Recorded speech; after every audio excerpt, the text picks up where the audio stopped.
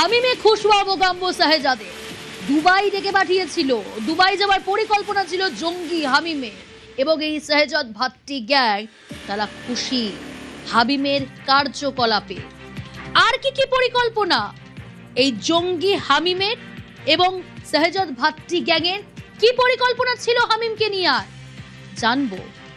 রৌনক রয়েছে আমার সঙ্গে। রৌনক, আর কি কি পরিকল্পনা?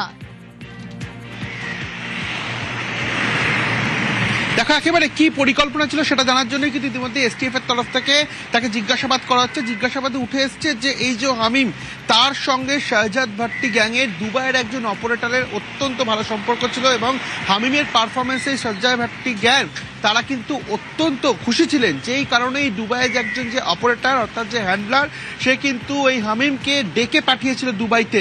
হামিমের কাছ থেকে এখনো পর্যন্ত কোনো পাসপোর্ট মেলেনি, কিন্তু জেরায় হামিমের তরফ থেকে জানা গেছে যে তিনি কিন্তু পাসপোর্টের জন্য আবেদনও করছিলেন, অর্থাৎ দুবাই যাওয়ার জন্য পাসপোর্টের যে আবেদন, সেই আবেদনও কিন্তু করতে চেয়েছিল এই ধৃত হামিম।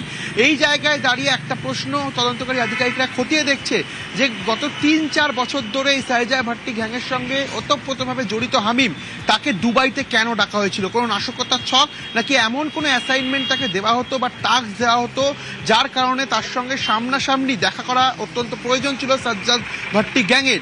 এই কারণেই কিন্তু তাকে দুবাইতে ডেকে পাঠানো হয়েছিল। এবং তোমরা জানিয়ে রাখবে, শাহজাদ ভাট্টি তিনি নিজেও কিন্তু আরব আমারশাহীতে পালিয়ে গেছিলেন। এই জায়গায় দাঁড়িয়ে সেখান থেকেই তিনি তার পুরো এই গ্যাং বা তার এই হ্যান্ডলারদের অপারেট করতেন। এমনই একজন অত্যন্ত গুরুত্বপূর্ণ হ্যান্ডলার যে ওতপ্রোতভাবে এই হামিমের সঙ্গে যোগাযোগ রাখতো ডার্ক ওয়েবের মাধ্যমে, সেই কিন্তু হামিমকে দুবাইতে ডেকে পাঠিয়েছিল।